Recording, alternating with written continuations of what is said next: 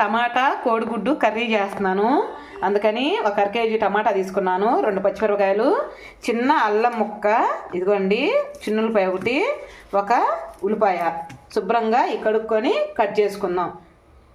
ఇదిగోండి కోడిగుడ్లు పొయ్యి మీద పెట్టాను, ఉడుకుతున్నాయి. కొంచెం సాల్ట్ వేసి శుభ్రంగా కడుక్కోవాలండి. కోడిగుడ్లు కడుక్కున్నాక వాటర్ పోసుకొని సాల్ట్ వేసి ఉడకబెట్టుకుందాం. మనం టమాటా కోడిగుడ్డు కర్రీ కోసం 2 స్పూన్లు ఆయిల్ వేసుకుందాం.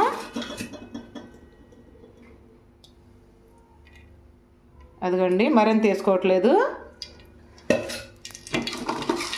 దాంట్లోకి పచ్చిపప్పు 4, కొంచెం ఆవాలు, ఇదిగో కొంచెం కరివేపాకు,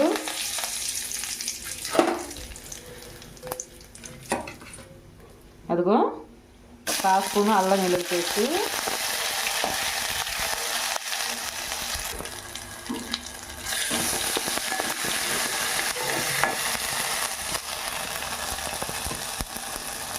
ఉల్లిపాయలు వేసుకున్నాం.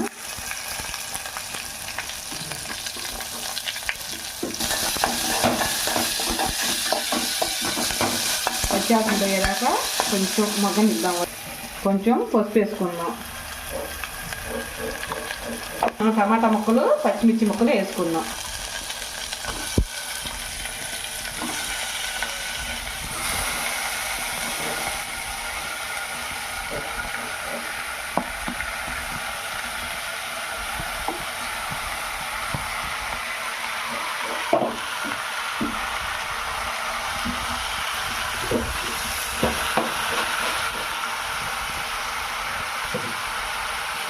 ఇదండి 1 స్పూను ఉప్పు వేస్తున్నాను.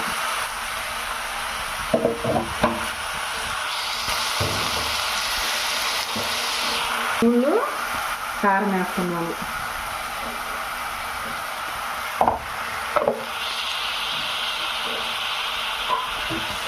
జీలకర్ర పొడి ఎంతండి, చిన్న 1 స్పూన్ జీలకర్ర పొడి వేసాను. ధనియాల పౌడర్ అండి 1 స్పూన్.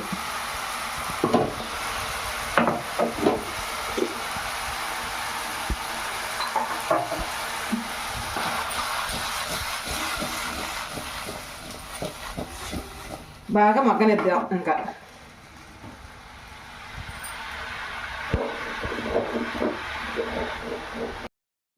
ఇలా మగ్గాలి. బాగా మగ్గితే కనుక దాని టేస్ట్ బాగుంటుంది. దీంట్లోకి కొంచెం మగ్గనిద్దాము. మగ్గిన చూడండి, ఇలా ఉన్నప్పుడు మనం కోడిగుడ్డు వేసుకుందాం. ఇదిగోండి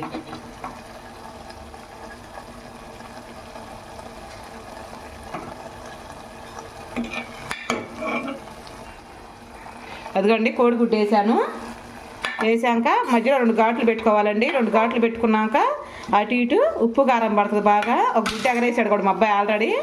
సరే వాటర్ పోసాక మళ్ళీ చూపిస్తాను. ఇదిగోండి కోడిగుడ్డు కొంచెం ఆమ్లెట్ వేస్తే తేడా పడిందండి, రాలేదు. మళ్ళీ ఈ తేడా దాంట్లో ట్రై చేస్తాను, కానీ ట్రై చేయకుండా అయితే వదలను, ట్రై చేస్తాను.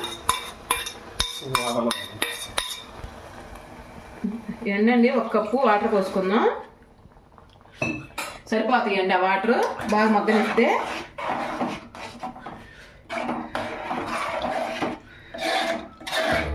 ఇంక మూత పెట్టేసుకోవటమే. చూద్దాం. ఇంకా ఉడకలేదండి, ఇంకొకరు ఉడికితే సరిపోతుంది. ఇప్పటికైతే ఉడకలేదు.